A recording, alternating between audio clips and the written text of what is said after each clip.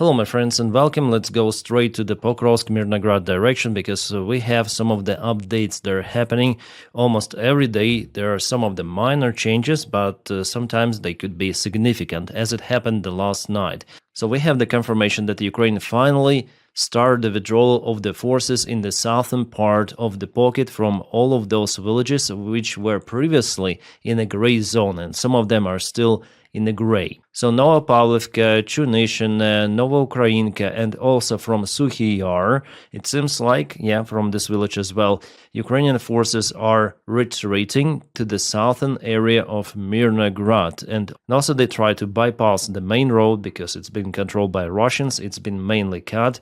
They want to go to Myrnograd to get there somehow, and also somehow to leave this bottleneck. But still there is not yet the command for Ukrainian armed forces to leave Myrnograd completely. Well, I personally consider this one as the late decision by Ukrainian military command. It's not just my rhetorics. Ukrainian officers are saying about it. They are even screaming, accusing Ukrainian command as well. I'm going to quote what our guys are saying, writing, typing. Because they're in desperate, they spread the messages also openly in internet. The messages are being taken by our volunteers and even by the Russian propaganda, showing that definitely the situation is not good for Ukraine. But the start of this movement from the south, it's more or less positive step for Ukraine. Still, Ukraine will not be able to withdraw their forces completely without losses. At this stage, it's already not possible because, again, Russia established the control over the key supply logistics areas, roads, and connections. So it's going to be very difficult. And I hope that the weather will deteriorate even more. There will be fog, there will be rain for our guys to retreat more or less safely, as safe as possible. So the main problem now for the southern group is this Russians' advancement. We have the confirmation filmed by Ukrainian drones. They show the presence of the Russian armed forces there. Ukraine now tries to use drones to somehow slow down the Russian army advancement, but still sabotage groups are out there. They already crossed the road. Our drone operators are working 24/7 to eliminate the threat, but still Russia basically has more army men, and they use those army men in those straightforward attacks. They don't care about the losses. So against this kind of the enemy that goes and goes, it's very hard. Plus, as you saw in multiple of the videos, Russia also uses the bad weather, then drones are unable to fly for advancements, attacks, and so on. Yes, for now, this drone operation of Ukraine was successful, but Russia is using aviation gliding bomb strikes. By the way, we have not so good news about the Russian aviation gliding bombs. It seems like Russia boosted the production of this very devastating weaponry. I'm gonna tell about it a little later in this video. And Russians already put their flag in this industrial part and advancing from it. It means that they pretty much created the bridgehead in this southern area, and soon they're gonna advance with the main forces from Promen. Myrnograd is still mostly under Ukrainian control, but it's gonna be changed very soon, and the most threat is now coming in this bottleneck for the southern Ukrainian army group. Again, there are not thousands of Ukrainian soldiers, as Russian propaganda says, but still the life of every Ukrainian soldier is so important. There are hundreds of Ukrainian soldiers presented, and let's be honest, Ukrainian command is pretty much led to evacuate our guys. And there was also the Russian advancement towards Gnativka and Rih, areas of the Pokrovsk itself. Here Russians put their flags, and they were spotted already at this crossroad a few days ago. And this area on Ukrainian or pro-Ukrainian maps is still not the red one because of the presence of Ukrainian group not far away from the central government building of Pokrovsk, but they were spotted there, I guess, 2 days ago, and what is happening there right now, it's hard to say, but those flags were put not a long time ago, so potentially it could be all the red area already, but Russians still cannot advance with their main forces across the railroad. For them, this is the big bridgehead, the southern part of the city, and here they act just with the small sabotage groups. On their maps, on Russian maps, we're also gonna check out those. Russians already took control over Rivne, and definitely there are reports from Ukrainian army as well that Russians are spotted there, but occasionally, we are not speaking about the bridgehead, and those small Russian groups, they cut Ukrainian supplies in this bottleneck.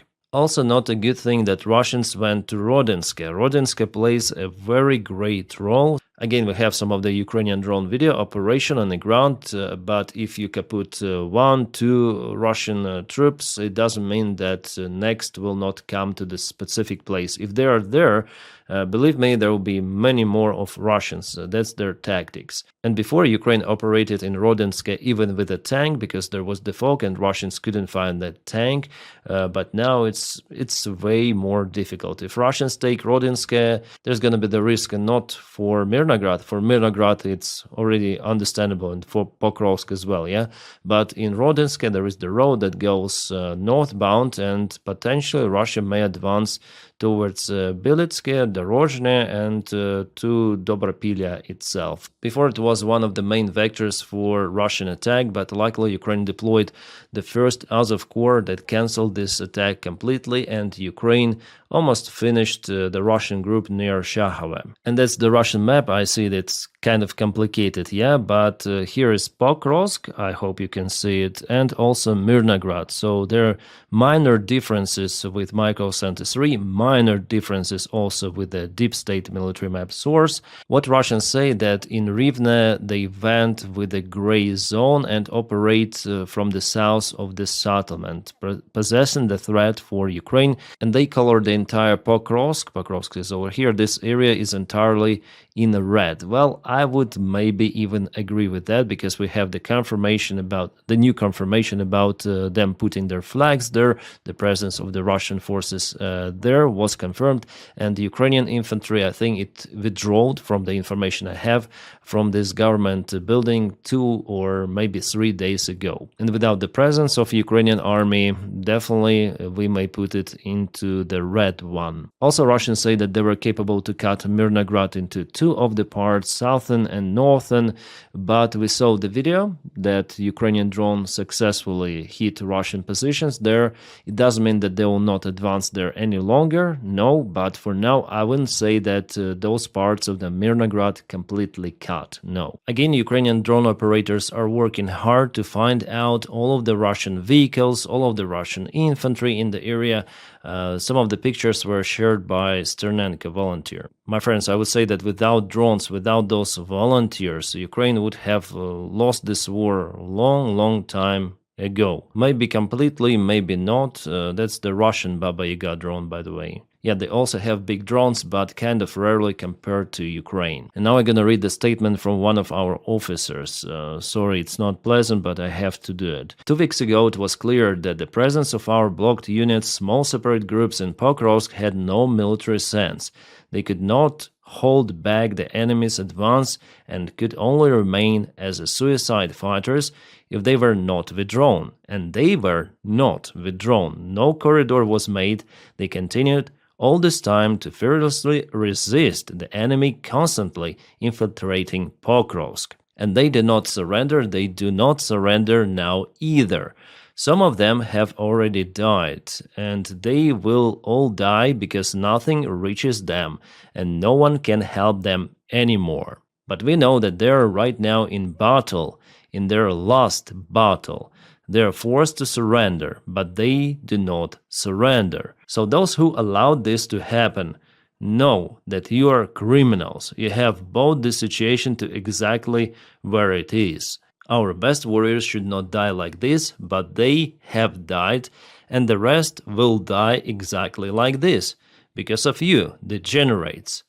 Report concluded. A very pessimistic message conducted by one of our officers, spread by our volunteers. I'm not making this up, my friends. This is how they see the situation. For me, actually, I'm in lack of lots of the information because I'm I'm far, far away from Myrnograd Pokrovsk pocket. Maybe they know more. And what I read, I share with you. That's the view on the current point. Judging on the map, like let's open the map. Well, still there is some sort of the way out, right? Those gray zones. Even the Russians are saying that there are some of the gray zones. So maybe if definitely the weather is bad, our guys could potentially get out. But if they write like this, it's really not just concerning, it's catastrophe for Ukrainian group in Myrnograd, Pokrovsk, in this southern area. So we'll see where it leads. But of course, Syrskyi is very late with his decision, and it's already turning to the second Avdiivka, as I told in one of my recent videos, where Ukrainians actually here surrendered to Russians and Russians just unallied them. And the deep state, well, it gives us more gray zones. Let's go to the satellite image. So yeah, definitely more gray zones.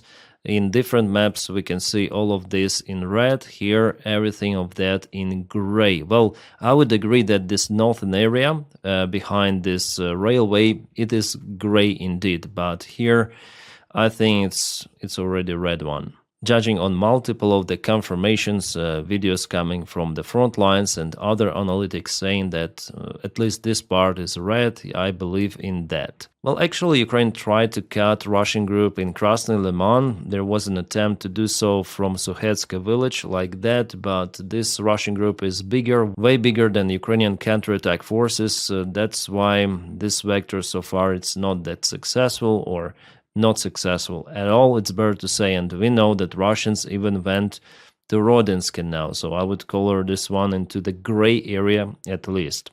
So unblocking Ukrainian forces here, and they're in operative encirclement. If Russians are controlling at least this road with their drones, yes, we may speak about operative encirclement. Unblocking Ukrainian army will be very, very hard, if not impossible at this stage. So as I told you, the best case scenario right now is just to leave this area using bad weather.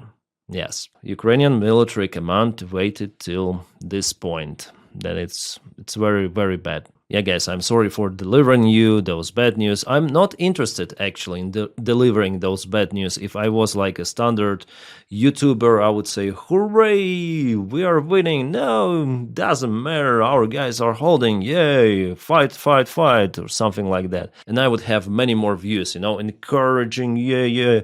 But no, my duty here is to say the real information on the ground, judging on the videos, judging on reports coming from our guys, and the reports are not good, as you understood already, yeah, in Myrnograd.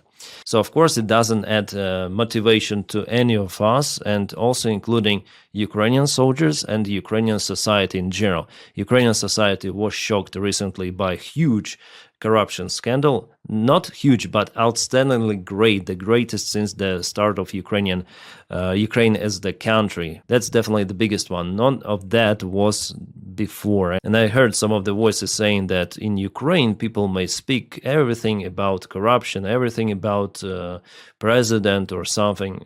Actually, in Ukraine, it was always possible to speak like that freely under any sort of the president, including Yanukovych. People were blaming Yanukovych for everything, calling the stuff against Yanukovych, but at the same time there was huge corruption, in Ukraine. Maybe even worse than is happening right now, but not too much worse, I would say. Yeah, probably I'm gonna record one more video just for you to understand, the feeling of Ukrainian society. So not just the enemy is attacking Ukrainian army out there on the front lines, but there are also stupid actions from Ukrainian military command that waited so much for Ukrainian troops to be, I would say, encircled. And also government itself, including friends of president, they messed up completely with energy infrastructure. By the time there's no electricity and strikes all across Ukraine. So it's actually like huge demotivation factor, which is not bringing Ukraine on the path to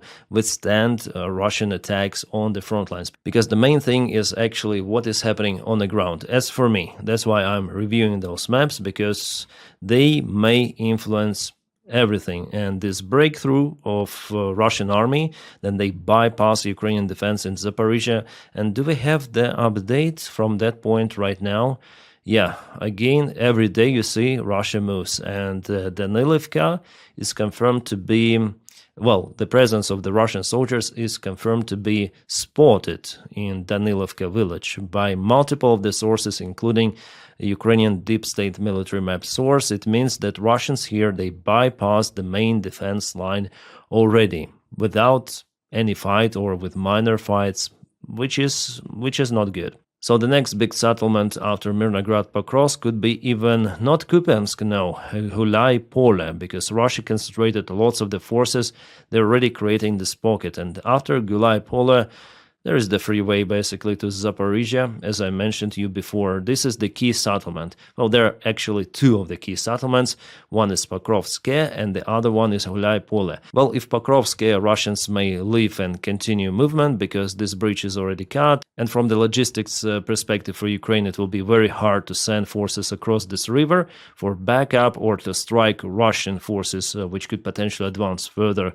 So they may leave actually Pokrovske behind, but Hulai Pole, no, they must take it, and we'll see if they're gonna use the same infiltration tactics here. For Russians, in this case, it's gonna be more complicated because there is the river ongoing, so natural obstacle, just a single bridge over here. No, there is one more small bridge, but still it's gonna be complicated for them in Hulai Pole, not as in Pokrovsk, I hope. Well, at least from the geographical perspective, it's complicated. Plus, if Russians are now spotted in Danilivka, it means that they already mainly cut, yes, the supply connection from Pokrovske to Hulai Pole. Ukraine cannot send the forces through this road, only from this direction via Zaliznychne, because there is the railroad ongoing through this village. That also potentially restricts the future defense of Hulai Pole. And Russians also attacking in Kupiansk direction. For example, it was yesterday, it is today, they advanced with the main forces towards Stepovo-Novoselivka, Kupiansk direction, but for now in Kupiansk, Russians slowed down. There were no any movements for the last couple of weeks, I guess. So I didn't see those. Well, maybe we should check, like couple of weeks. Yeah, just here it was the advancement, and in Kupiansk itself there was nothing. It tells that Russians may use their forces in multiple directions, but not significant forces. Now they mainly concentrated in Pokrovsk, Myrnograd, and also in Zaporizhia and Dnipropetrovsk directions. And we also have the fresh news from the Russian group Vostok. They show that they entered Oristopol village. It is, I guess, Dnipropetrovsk region. I'm gonna check it out on the map. Yeah, it's on the way to Pokrovsk. They were spotted, and definitely out there, not far away from Velika Mikhailivka village as well. Well, that's why we have this advancement, yeah, this gray zone. But if Russia is presented in multiple of the areas of Oristopol, it means that there is the fast advancement. I want to know if this bridge is still out there, if Russians are capable or not to cross this river here to the bigger village of Velika Mikhailivka. If they are successful with their infiltration from Oristopol, or maybe after Alexeyevka, if they go to Tihe, and here they're gonna cross it from this shore, they may go and advance towards Pokrovske. Let me show you. So here's Pokrovske. They may go from two of the sides, potentially, from this side and also from the southern area. So maybe the idea is to create this bridgehead, and maybe after all, Russians want to occupy Pokrovske on the way to Zaporizhia. And that's how the fog is looking from the camera of the surveillance drone, somewhere on the front or close to the front lines. The weather conditions, as you can see, they may allow some movement of supplies, armies, and so on. So Ukraine should wait. Like the best case scenario, again, for our group in Myrnograd is just to wait for this kind of the weather and move out. And hopefully in the coming days there will be the period of this very bad weather, so Ukrainian military command should analyze the weather conditions, forecasts, and call our guys to evacuate at the proper time to minimize losses. Yes, there still could be losses, because Russia controls everything kind of precisely. This bottleneck the way out from Myrnograd, but it seems like our guys have no other choice. Well, now in Zaporizhia, Ukraine tries to hit some of the roads to slow down Russian attacks. The aviation gliding bomb kaputted this bridge, but I think it's kind of easy to bypass it. Maybe I'm wrong, but it will hold Russians, probably, but not too much. Yeah, sorry guys for delivering not so good news. So exclusive, Russia plans to make up 120,000 glide bombs this year, Ukrainian intelligence says. Not just that, they also plan to build 30,000 Shahid drones, including jet Shahids, remotely controlled Shahids. Actually, Russia has different modifications of Shahid drones. Yeah, we call them Shahids. They're indeed now Geran, fully made in Russia. So they're not receiving any sort of the spare parts from Iran itself. But there are some of the spare parts, micro schemes, and components produced even in the Western countries, unfortunately. They also have those components in their missiles and so on. They also prepare to start the massive production of the jet engines to be installed on the gliding bombs to increase the range of the gliding bombs up to 200 kilometers. They have already used those bombs and they're satisfied with those and want to build more. Moreover, they are now testing the new prototype of the more powerful engine, which may glide this bomb. It's no longer a bomb, I guess you may call it a cruise missile, yeah?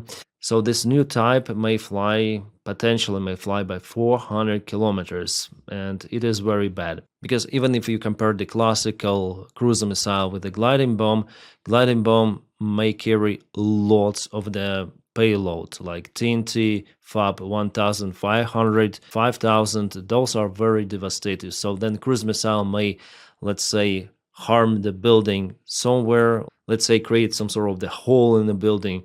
Aviation bomb will destroy the building. Depends on munition, of course. It may even destroy the block of the buildings. That's how powerful it really is. So if Ukrainian engineers are now still capable to restore, for example, some of the thermal power plants to get electricity, to get essential water supplies and heat supplies after Russian strikes, with some days they're being restored, usually after drone strikes, after cruise missiles.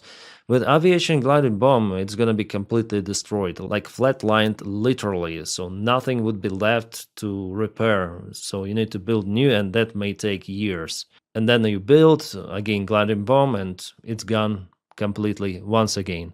From what we know, Ukraine is working on some of the solution to intercept those gliding bombs, but Russia may produce those massively, may launch those massively, and there is no robust variant how you may intercept those. It's more complicated than to intercept cruise missile or drone. Now to some of the political news. I was really impressed with the brave use of Slovakia. So Fico decided to visit some of the school where he was confronted by young generation who were waving Ukrainian flag later on, and they decided to leave. Well, Fico said that it's useless to support Ukraine, that Ukraine should be like abandoned or something. And those guys say that no, Ukraine should be supported, and Fico called them, his own young generation, basically kids, to go and fight if they really want it. To fight for Ukraine or what? I don't know. I didn't understand it. What he told, like, what is in his head of this Fico? Well, guys, they waved the Ukrainian flag and they left, marching out, leaving Fico alone with his thoughts. Yeah, that's Fico over there. Is he ashamed? Absolutely. He doesn't have the shame, and he also wants to block Russian confiscation of the Russian assets in the European Union. That is how he really wants to support Russia. So fuck him. Well, I understand that some of our partners, and Slovakia is not that close partner of Ukraine any longer under Fico, but some partners, they definitely start to ask questions from Ukrainian government about corruption and whether Ukraine can guarantee that those corruption schemes will not be implemented any longer. Yeah, definitely that's the challenge now for Ukrainian government as it is, because there are lots of them strange institutions. And yeah, I filmed separate video about that case. Well, luckily we have some of the good news, because this guy, Chernyshov, who was one of the top corrupt officials, he already got his suspicion officially, and NABU went to court and they asked to arrest the guy and detain him. Well, we'll see. Maybe tomorrow he will be detained. Why is it important? Because it's the close circle of the president of Ukraine, and for us, as for average Ukrainians, it doesn't matter whether it's president himself or his friends or some other officials, prime ministers. No one cares who are out there. They should be punished if they are corrupt, right? I think it's logical. And whatever name is uncovered by NABU is the independent anti-corruption institution. Thankfully, even then we have this sort of the leadership from Zelensky. He has a majority in parliament, his party. He's controlling all of the power in Ukraine. Still, we have those independent institutions as NABU and the Independent Anti-Corruption Prosecution Office, and they do their job pretty much properly. And for now, they just uncover a part of the tip of the iceberg, 1 maybe 2% of what is out there they have. So I'm sure that we're gonna be, I wouldn't say surprised, because I'm not surprised any longer, but it's going to be interesting who else is involved into not just energy schemes, but also military, because now they announced that they're going to release investigation for military sector of Ukraine. And yeah, I understand it's the huge reputational loss of Ukraine, but it should be done. Otherwise, our guys are dying for literally nothing. There is the chance now with those investigations that the truth will be uncovered, that all of those people involved will be punished. And it doesn't matter even if president is involved in that. No one freaking cares. Corruption should be eliminated forever. That's what Ukraine chose before in 2014, Maidan Revolution. Ukrainians are fighting. Our guys are fighting on the front lines, not just against Russia, but for Ukraine not to turn to the second Russia, a smaller version of the Soviet Union. Russia is the bigger version of the Soviet Union. Ukraine is now kind of similar, yeah, if we speak about those corruption and incompetence. So, of course, Ukraine should evolve, and without evolving, Ukraine will just lose. So it's important to speak about those cases. It's important to tell about what was happening. It's similar to this Epstein case, Donald Trump. Whoever is involved, whoever is in the Epstein list should be punished. I hope you all agree. It doesn't matter if there is a president, Donald Trump, his friends, doesn't matter. Law is above everyone, yeah. So the same goes for those corruption schemes in Ukraine. It's like Ukrainian Epstein files, yeah. The crimes are different, but idea is the same, that no elite should put themselves above the law and above other people. Well, guys, with that, I hope for the better news tomorrow. I hope that somehow, miraculously, our guys will go out of that Myrnograd pocket all alive, and everything will be fine. I just hope that it will be like that, and I just hope that there will be no similar mistakes done once again. And finally, Russians will be stopped with their advancement. By the way, we had some of the good news today, yeah, with some of the strikes on Russian port Novorossiysk and on some of the Russian refineries. Novorossiysk is not working, Saratov refinery is not working either. So who knows what news we're gonna encounter tomorrow. Just stand by for my updates, and I'm gonna be here all the time with you. My friends, if you want to support the job that I do here, you are very welcome to join me on Patreon. The link is in the video description just below, or you may press join button to join the membership of this channel. Thank you so much for maintaining my motivation to film content for you every day. If you are out of this option, you may just press your like to this video and also subscribe for the channel. That's how you propel this video in YouTube algorithms. Thank you so much for that as well. My friends, I wish you all a peaceful sky wherever you are, and have a great time.